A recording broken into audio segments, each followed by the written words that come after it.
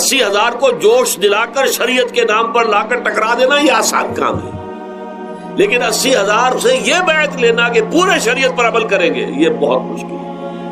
یہی تو وجہ ہے ہمارا قافلہ اگر سست گام ہے تو کیوں ہے؟ ہم یہ کہتے ہیں کہ پہلے میدان میں آنے سے پہلے اپنی ذات پر، اپنے گھر میں دین نافذ کرو، پھر باہر نکلو، اپنی معاش اور اپنی معاشرت پر اسلامی شریعت نافذ کرو، پھر باہر آ کر اسلام کا نعرہ لگانے کا تمہیں حق پہنچتا ہے، ورنہ نہیں۔ اگر تمہاری اپنی ذات پر دین نافذ نہیں، چہرے پر 12 بجے ہوئے ہو، اللہ تعالیٰ کے نبی کی سنت کا کہیں آثار دور دور تک نظر نہ آ رہے ہو، روزانہ پھاوڑا چلا رہا ہو آدمی نبی کی سنت کے اوپر شیو کر رہا ہو، اور پھر وہ کہے میں اسلام چاہتا ہوں، بھائی اللہ کے بندے پہلے ذرا یہ کمی پوری کر لے۔ اور اگر تیرے کاروبار میں کوئی حرام شے ہے، تیری معاش میں کوئی حرام شے ہے، کوئی سودی معاملہ کیا، ختم کر اس کو اللہ کے بندے۔ بینک کی سروس کر رہا ہے، چھوڑ اس کو۔ اگر یہ کام کر لو، بے پردگی اختیار کی ہوئی ہے، اللہ نے تو پردہ سکھایا ہے، اللہ کے نبی نے پردہ سکھایا ہے، شریعت اسلامی نے پردہ رکھا ہے، مردوں اور عورتوں کا اختلاط پسند نہیں ہے، اس پر عمل کرو، پھر آنا میدان میں، پھر دوسروں کی غلطی جو ہے بتانا اس کو کہ یہ تم غلط کر رہے ہو، مشرف تم یہ کر رہے ہو، غلط کر رہے ہو، فلاں تم یہ کر رہے ہو، غلط کر رہے ہو، نواز شریف تم یہ کر رہے ہو، غلط کر رہے ہو۔ لیکن یہ ہے کہ اس سے پہلے اپنے اوپر، اسی لیے میں نے آپ کو بتا دیا وہ واقعہ کہ انہوں نے بتایا، بعد میں اور بھی آ گئے ہوں گے انشاءاللہ، مجھے امید ہے، لیکن جب میں ملا تھا تو انہوں نے کہا تھا ابھی صرف 28 آدمیوں نے بیعت کی۔ بہرحال عورتوں کا ایک حق ہے جو حضور نے بیان فرمایا اور قرآن مجید نے بیان کیا، عاشروہن بالمعروف، عورت کا اکرام ہو، بیٹی کی حیثیت سے بھی، بہن کی حیثیت سے بھی، بیوی کی حیثیت سے بھی، اور ماں کی حیثیت سے تو سمجھو کہ جنت جو ہے وہ ماں کے قدموں تلے، الجنت تحت اقدام الامہات، فرمان ہے محمد رسول اللہ صلی اللہ علیہ وسلم کا۔ لہذا اکرام، عورت کا اکرام، عورت کی عزت، بیٹی کی حیثیت سے بھی، بہن کی حیثیت سے بھی، بیوی کی حیثیت سے بھی، اور ماں کی حیثیت سے بھی۔ عاشروہن بالمعروف، اپنی بیویوں کے ساتھ رہو اور بھلے طریقے پر، نیک طریقے پر، اچھے طریقے پر۔ حضور نے یہاں تک فرمایا خیارکم خیارکم لأہلیکم وانا خیرکم لأہلی۔ دیکھو مسلمانوں، اے میرے صحابیوں، تم میں سے بہتر لوگ وہ ہیں جو اپنے گھر والوں کے حق میں بہتر ہیں، نرمی کرتے ہیں۔ عورت کے بارے میں یہ بھی فرمایا، ایک مرتبہ سواری تیز دوڑا رہے تھے جو بھی اونٹ کو لے کے جانے والے تھے، جبکہ ہودج میں کچھ خواتین سوار تھیں۔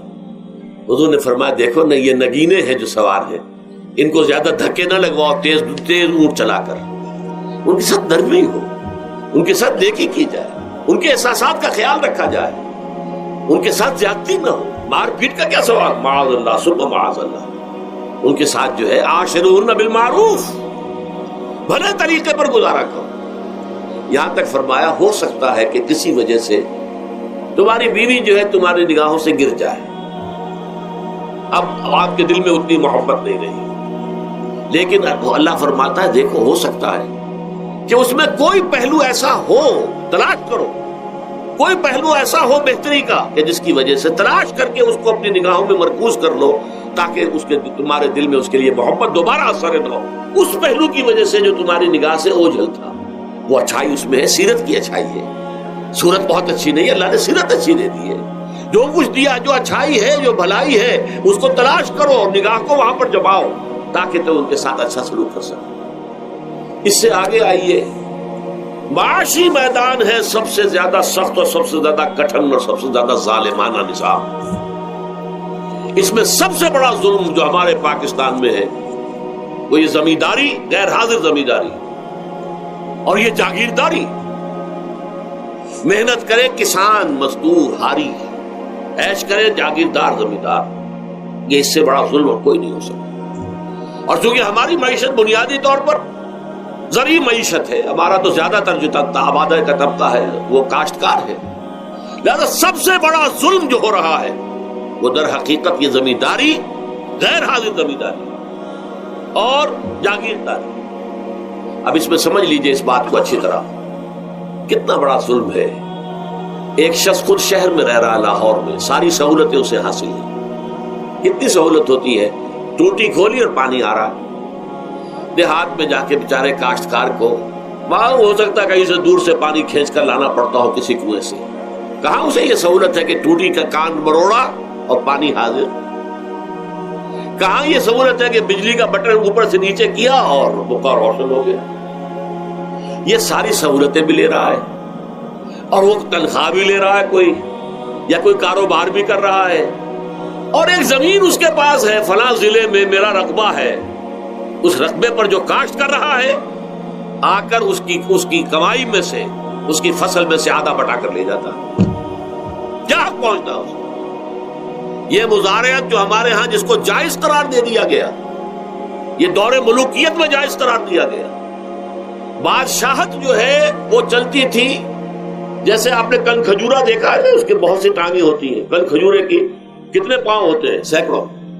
ایسے بادشاہوں کے یہ پاؤں ہوتے تھے. جاگیردار 3000 منصبدار, 5000 منصبدار, 20000 منصبدار, 30000 منصبدار, یہ جاگیردار بڑے بڑے علاقے ان کے پاس ہیں. اب ظاہر بات ہے کہ وہ خود تو کاشت نہیں کر سکتے نا, انہیں تو مزارع چاہیے. لہذا مزارعت کے جائز ہونے کا فتویٰ دیا گیا. جب اسلام میں بادشاہت آ گئی, ملوکیت آ گئی اور جاگیرداری آ گئی, جو ملوکیت کے پاؤں ہیں وہ کنسلے کی طرح, کن کھجورے کی طرح اس کے پاؤں ہیں, وہ تو جاگیردار ہے. یہ ہے جس کی وجہ سے امام ابو حنیفہ نے کہا مزارعت حرام ہے, جس کی زمین ہے وہ کاشت کرے. یا حضور کی حدیث ہے کہ چاہے اپنے بھائی کو دے دے تو ایک دانہ لینے کا حقدار نہیں. اگر تو تمہارا کوئی اور ذریعہ معاش نہیں ہے تو ٹھیک ہے, جاؤ کاشت کرو. تمہارا کوئی اور ذریعہ معاش ہے, تمہارا کاروبار ہے, تمہاری دکان چل رہی ہے, تم ملازمت میں ہو, تمہیں تنخواہیں مل رہی ہے, تمہارا پروویڈنٹ فنڈ بھی جمع ہو رہا ہے, تمہیں تو تمہارے ریٹائرمنٹ کے بعد وہ پینشن بھی مل جائے گی, اور اس کے ساتھ ساتھ تم نے یہ ظلم روا رکھا ہوا. زمین اگر ہے یا تو جاؤ کاشت کرو, ورنہ یہ کہ اس زمین کو دے دو اپنے کسی بھائی کو. ملکیت تمہاری رہے گی, کاشت وہ کرے گا تو جو فصل ہوگی اس کی برداشت بھی وہی کرے گا, وہی لے کر جائے. یہ فتویٰ ہے امام اعظم امام ابو حنیفہ رحمۃ اللہ علیہ کا.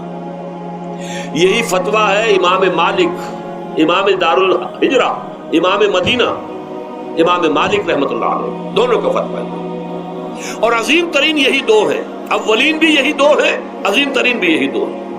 امام شافعی بھی شاگرد ہیں امام مالک کے, امام احمد ابن حنبل شاگرد ہیں امام شافعی کے. ٹاپ پر کون ہے؟ امام ابو حنیفہ, ان کے شاگردوں میں قاضی ابو یوسف اور امام محمد, امام ظفر. ادھر امام مالک, ان کے شاگردوں میں پھر امام شافعی, پھر ان کے شاگرد امام احمد ابن حنبل. ٹاپ پر دونوں یہ کہہ رہے ہیں کہ حرام, مزارعت حرام, جس کی زمین ہے خود کاشت کرے. یہاں یہ ہے کہ خود کاشت نہیں کر سکتا تو اپنے بھائی کو دے دے, بس ٹھیک ہے, اس میں سے کوئی حصہ لینے کا وہ حقدار نہیں ہے. جو محنت کرے, جو خون پسینہ اپنا لگائے, وہی اس سے ساری جو ہے آمدنی اس کو حاصل ہونی چاہیے. یہ مجھے حال ہی میں, یہ آپ کے علم میں ہونا چاہیے, یہ فتویٰ دیا ہے قاضی ابو یوسف اور امام محمد نے, مزارعت حلال ہے, جائز ہے. شرطیں لگائی انہوں نے کہ بیج بھی زمیندار دے, کوئی جانور وغیرہ ہے تو وہ بھی زمیندار کا ہو, اگر کوئی ٹریکٹر ہے تو اس کی بھی پیمنٹ جو ہے زمیندار کرے. یہ ہے شرطیں, یعنی اس کا کوشش کی ہے کہ اس جاگیرداری کا ڈنک جو ہے کم ہو جائے, اس مزارعت کے اندر جو مضرت ہے وہ کم ہو جائے. لیکن یہ کہ اصلاً اسے جائز قرار دے دیا. ہمارے ہاں کون شرطوں کو کون دیکھتا ہے, آداب کو کون دیکھتا ہے, قواعد و ضوابط کو کون, ہنیئن مریا, جیسے کہ ماں کا دودھ پیتے ہیں ایسے ہی یہ مزارعت کی جو آمدنی ہے اس کو کھا رہے ہیں. حرام ہے, حرام ہے, حرام. حال ہی میں ابھی ملاقات ہوئی میری مولانا زاہد الراشدی صاحب, آپ کے بہت قریب گجرانوالے میں, جو اس کی سب سے بڑی مسجد ہے, اس کے خطیب ہیں. انہوں نے بتایا ملا علی قاری نے بھی یہ لکھا, جو بہت بعد کے حنفی جو ہے وہ فقیہ ہے, کہ دلائل تو وہی ہیں جو امام ابو حنیفہ نے دیے ہیں, دلائل تو ان کے ساتھ ہیں, لیکن مصلحت ہے جو جس کے تحت یہ فتویٰ دیا گیا. یہاں تک کہ مولانا شبیر احمد عثمانی کے ساتھ دست راست سمجھ لیجئے ظفر احمد عثمانی رحمۃ اللہ علیہما, انہوں نے بھی یہ لکھا ہے کہ دلائل تو امام صاحبی کی رائے کے حق میں جاتے ہیں, لیکن یہ کہ ہمارے ہاں تقلید کا ایسا ایک قلادہ گردنوں میں ڈال لیا گیا ہے چونکہ ہمارے بزرگوں نے فتویٰ دے دیا، قاضی ابو یوسف نے امام اور قاضی اور امام محمد نے، لہذا فتویٰ تو اسی پر چلے گا۔ میں نے ان سے بات کی ان کا ڈٹ کر، میں نے کہا میدان میں آئیے، نہ کام کیجیے۔ جب تک یہ مزارعت ختم نہیں ہوتی ہے، جب تک جاگیرداری اور زمینداری ختم نہیں ہوتی ہے، اس ملک میں کوئی سیاست صحیح آ ہی نہیں سکتی۔ یہ سیاست تو وڈیروں کا، جاگیرداروں کا، بڑے بڑے زمینداروں کا کھیل ہے۔ یہ آپ نے پتہ نہیں نام سنا ہے کہ نہیں، میوزیکل چیئرز گیم، یہ ہوتا ہے ان کا کھیلنے والوں کا، بہت زیادہ دولت والے جو ہے ان کا کھیل ہے۔ ان کو کام تو کوئی کرنا نہیں ہوتا، جاگیردار ہے، اسے کوئی کام کرنا ہے۔ وہ بیٹھ کر ایک کلب بنا رکھی ہے، یہ پارلیمنٹ کیا کلب ہے، وہاں بیٹھ کے وہ اپنا وقت گزاری کرتے ہیں۔ یہ پوائنٹ آف آرڈر آ گیا ہے، اور یہ جو ہے ہماری حقوق جو ہے، پریولیج موشن آ گئی ہے، وہ کرتے نہیں گفتگو بیٹھ۔ تو یہ جان لیجئے کہ یہ ظلم کس نے کیا ہے؟ یہ خود کرنا ہے، یہ ہم نے اس نظام کو برداشت کیا ہوا ہے۔ جب تک ہم نہیں اٹھیں گے یہ نظام ختم نہیں ہوگا۔ خود کردہ کا علاج خود ہی کرنا ہوگا۔ یہ غلط نظام جو چلا آ رہا ہے، جب تک اس کو ہم بدلیں گے نہیں، اس کو ختم نہیں کریں گے، اس وقت تک یہ ظلم کیسے ختم ہوگا؟ اس سے آگے آئیے، ایک ہے کارخانے دار۔ کارخانے دار کو اور مزدور کو آپ نے چھوڑ دیا کہ باہم طے کریں۔ کارخانے دار کہتا میں تو صاحب آپ کو 15 روپے دوں گا، کام کرنا ہے تو کریں، نہیں کرتے تو نہ کریں۔ آپ نے زیادہ سے زیادہ یہ کیا کہ نہیں، یہ ویج بہت کم ہے، آپ نے ایک یونین بنا لی، کچھ ہڑتال کر دی۔ اچھا ہڑتال کر دی، 10 دن کی ہڑتال کے بعد غریب مزدور کا تو بچہ ہو سکتا ہے بھوکا مرنے لگے، کارخانے دار کی صحت پہ کوئی اثر پڑے گا؟ اس میں لاکھوں ہیں، کروڑوں ہیں، اس کی صحت پر کوئی اثر نہیں پڑتا۔ لہذا یہ ظلم ہے۔ اس ظلم کا علاج کیا ہے؟ اگر یہ ضمانت ریاست کی طرف سے ہو، حکومت کی طرف سے، کہ اگر تمہیں تمہاری مناسب مزدوری نہیں ملتی مت کرو کام، لیکن تمہارے بچے کو بھوکا ہم نہیں مرنے دیں گے، تمہیں سبسسٹنس الاؤنس دیں گے، ان ایمپلائمنٹ الاؤنس دیں گے، ہم زکوٰۃ کا نظام قائم کریں گے جس کے تحت کے انڈر رائٹ کر دیں گے، طے کر دیں گے، لکھ دیں گے کہ ہر شہری کی بنیادی ضروریات کی کفالت ریاست کے ذمے ہے۔ اب اگر ایسا ہے تو ایک آدمی پاؤں جما کر بات کرے گا نا کارخانے دار کے ساتھ، ایک امپلائی جو ہے امپلائر سے بات کرے گا پاؤں جما کر، جناب آپ مجھے تنخواہ کم دے رہے میں کام نہیں کروں گا۔ لیکن اب کیا ہے، جناب آپ مجھے تنخواہ کم دے رہے میں کام نہیں کروں گا، مالک کہتے جاؤ دفعہ ہو جاؤ۔ پھر وہ کیا کہتا ہے، اچھا جی میں اسی تنخواہ پہ کام کروں گا، اس کا تو کوئی فائدہ، اسی کی جائے کہاں وہ؟ مارکیٹ میں تو سرمایہ داروں کا گٹھ جوڑ ہے، انہوں نے کارٹل بنا رکھے ہیں، وہ تو ظاہر بات ہے کہ وہ ویج نہیں بڑھائیں گے، الا یہ کہ مزدور کی پوزیشن ایسی ہو کہ وہ بھی ڈٹ کر کھڑا ہو جائے۔ اور وہ ڈٹ کر کھڑا کب ہوگا؟ جب اس کو ضمانت ملی ہوئی ہو ریاست کی طرف سے، حکومت کی طرف سے، کہ اگر تمہارے پاس جاب نہیں ہوگا، کام نہیں ہوگا، تمہارے پاس کوئی مزدوری نہیں ہوگی، تو تمہیں اتنا وظیفہ تو ہر مہینے ملتا رہے گا جس سے تم اور تمہارے اہل و عیال جو ہے وہ کم سے کم زندہ رہ سکو، پھر کھڑے ہو کر بات کر سکتا ہے مزدور، پھر صحیح جو ہے ان کے درمیان معاہدہ ہوگا تو وہ منصفانہ ہوگا، عادلانہ ہوگا۔ جب تک یہ نہیں ہے، اور یہ نظام کیسے ہوگا جب تک کہ زکوٰۃ کا نظام قائم نہ کیا جائے۔ اب زکوٰۃ کا بھی ایک نظام تو وہ تھا جو بدنام کرنے کے لیے زکوٰۃ کو ضیاء الحق صاحب نے نافذ کیا، وہ تو بدنامی ہے، وہ تو سود کا کمیشن ہے، کہ سود میں آپ کو اگر 6% ملتا تھا تو 2.5% انہوں نے کاٹ لیا، 4.5 3.5% آپ کو دے دیے، تو سود میں سے حصہ لے لیا ہے۔ سود کو حرام کریں اور زکوٰۃ پورے مال پر، سارے تجارتی اموال پر مال زکوٰۃ لے۔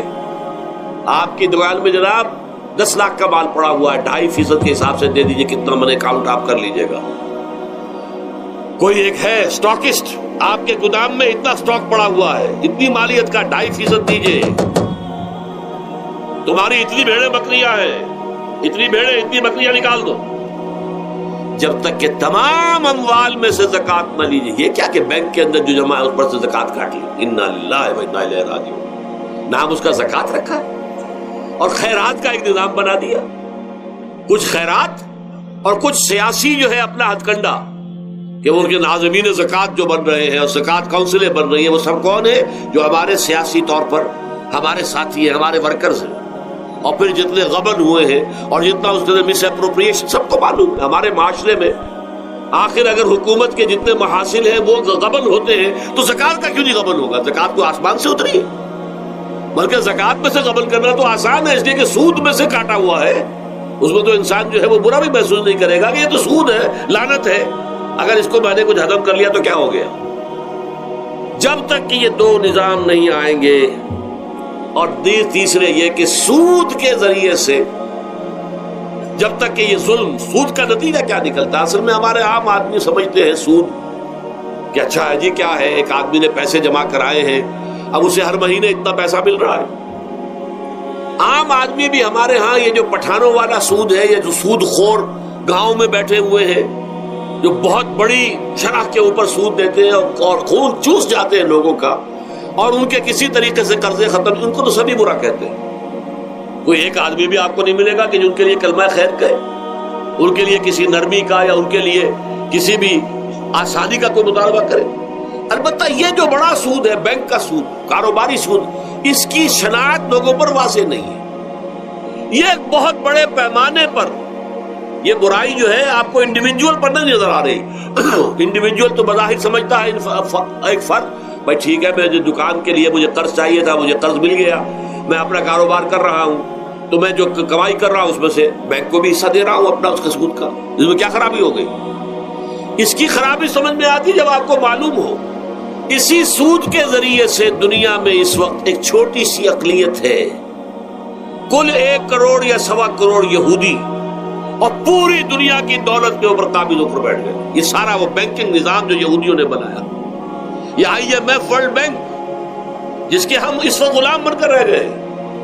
ہمارا چیف مارشل ایڈمنسٹریٹر اسے کہے یا چیف ایگزیکٹو کہے, ہمارا تو حکمران ہے, ہمارا بادشاہ ہے اس وقت, اور وہ بادشاہ سلامت کہتے ہیں کہ یہ IMF اور ورلڈ بینک کے لوگوں کے گوڈے ہمیں پکڑنے پڑتے ہیں, گوڈے گٹے.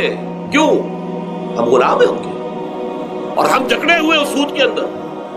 پوری دنیا کو یہودی سود خوروں نے در حقیقت اپنے شکنجے میں جو جکڑا ہے, جس طریقے سے کہ ان کو اپنے اندر ایک اپنے پورے ہتھ کنڈوں کے اندر جو باندھ کے رکھ دیا ہے, یہ سود کے ذریعے سے.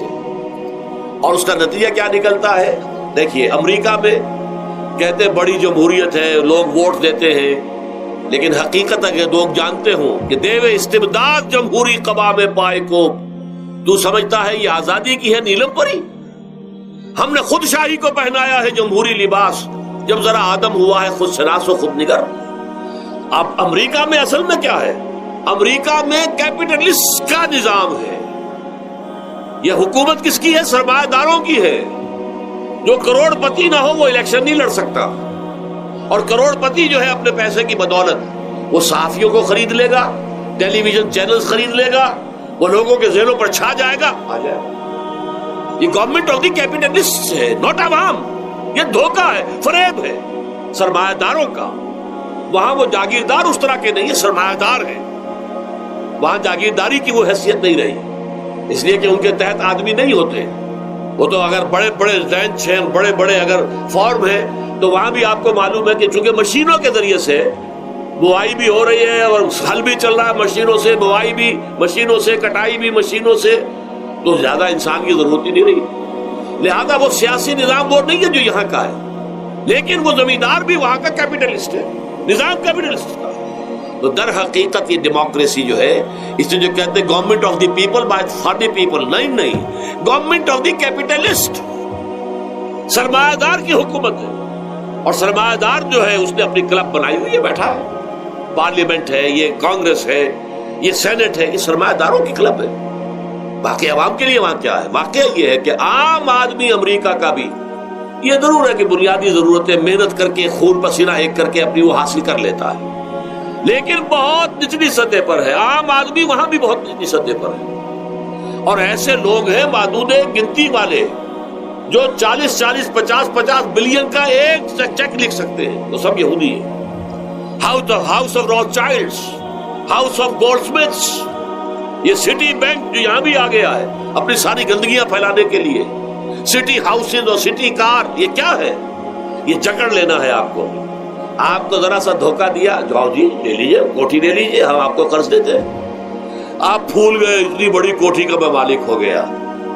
اب جب اس کا قرض دینے کے چکانے کا معلوم ہوا کہ میں تو غلام ہو کر رہ گیا ہوں، جو کماؤں وہ سارا کا سارا ان کی قسط کے اندر چلا جائے گا، اور اگر خدا نہ خواستہ کہیں ڈیفالٹ کر گیا تو جتنا میں نے دیا تھا وہ بھی ہضم، اور مکان وہ ضبط کر کے اور نیلام کر دیں گے۔ اللہ اللہ خیر۔ لیکن وقتی طور پر ذرا سا دھوکہ جو ہو جاتا ہو، دیکھو اتنی بڑی کوٹھی کا میں مالک ہو گیا، دیکھو اتنی لمبی کار میرے پاس آ گئی، دیکھو فلاں شے میں نے حاصل کر لی، لیکن اس کا نتیجہ جو نکلتا ہے وہ تو وہاں والوں سے پوچھئے، جس طریقے سے کہ وہ غلام بن کر رہ جاتے، وہ مزدور بن کر رہ جاتے ہیں۔ جیسے بھٹوں میں آپ نے دیکھا ہے، بھٹوں میں جو مزدور ہوتے ہیں وہ بکے ہوئے ہوتے ہیں، وہ غلاموں کی طرح ہوتے ہیں، ان کو بلکہ لوگ ایک دوسرے سے خرید کر لے کر جاتے ہیں۔ ایک بھٹے والا آتا ہے اور دوسرے بھٹے کی جو مزدور جو غلام ہے ان کو وہ وہاں کی پیمنٹ کر کے اور لے جاتا ہے، وہ بالکل ان کے سرس کی طرح ہے، ان کے غلاموں کی طرح۔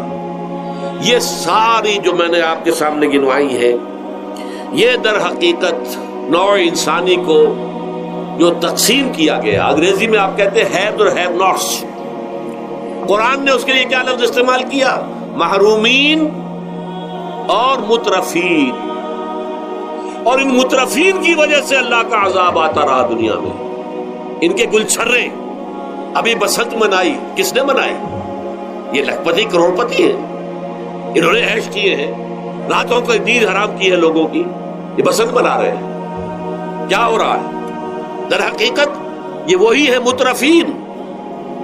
سورہ بنی اسرائیل میں فرمایا جب ہم یہ فیصلہ کر لیتے ہیں وَإِذَا أَرَدْنَا أَن نُهْلِكَ قَرْيَةً أَمَرْنَا مُتْرَفِيهَا فَفَسَقُوا فِيهَا فَحَقَّ عَلَيْهَا الْقَوْلُ فَدَمَّرْنَاهَا تَدْمِيرًا۔ جب ہمارا فیصلہ ہوتا ہے کہ کسی بستی کو، کسی علاقے کے لوگوں کو ہلاک کر دیں، تو مترفین جو ہے دولت مند لوگوں کو ہم حکم دے دیتے ہیں، آزادی دے دیتے ہیں، ان کی لگام ڈھیلی کر دیتے ہیں، اس میں فسق و فجور کا بازار گرم کر دیتے ہیں، اور جب پورا فسق و فجور کا بازار گرم ہو جاتا ہے اچانک ہماری پکڑ آتی ہے، دمرناہا تدمیرا، ہم اس کو پٹخ کر رکھ دیتے ہیں، ٹکڑے ٹکڑے کر دیتے ہیں۔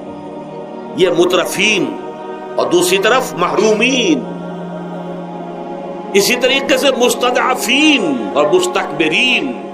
ایک طرف مستکبرین ہے، ہاٹی پیپل، جو کہ پارلیمنٹ میں جاتے ہیں، جو جاتے ہیں سینٹ کے اندر بیٹھتے ہیں، جن کا ایک طبقہ ہے، وہ ایک علیحدہ ہی ہے، ان کی سوسائٹی علیحدہ ہے، ان کے تہوار علیحدہ ہے۔ نیو ایئرز نائٹ پر جو کچھ یہ کرتے ہیں بدماشیاں، اس کا ذرا سا آپ کو اندازہ بہرحال دیہات کے رہنے والوں کو نہیں ہے۔ لاہور اور کراچی کے لوگوں سے پوچھئے کیا ہوتا ہے، اسلام آباد کے لوگوں سے پوچھئے، پشاور اور کوئٹہ کے لوگوں سے پوچھئے۔ یہ سب در حقیقت مستضعفین ایک طرف، مستکبرین دوسری طرف، محرومین ایک طرف اور مترفین ایک طرف، یہ سوسائٹی کو تقسیم کر کے، اور پھر تقسیم کرو اور راج کرو، ڈیوائیڈ اینڈ رول۔ یہ آپس میں ٹکرائیں گے، آپس میں لڑیں گے، تم ان سب کے اوپر حکومت کرو۔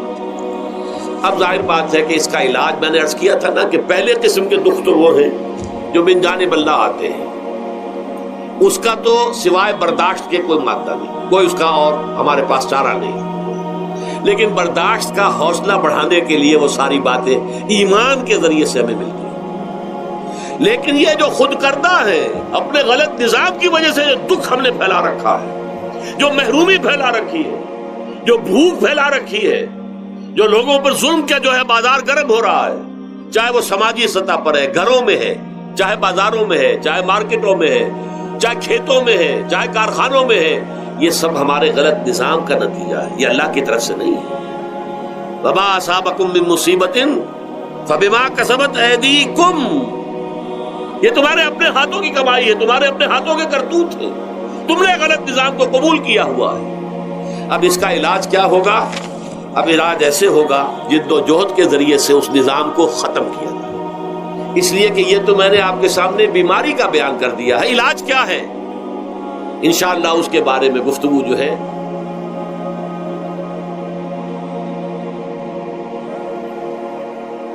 پہلا رب نو یار دا شوق ہویا،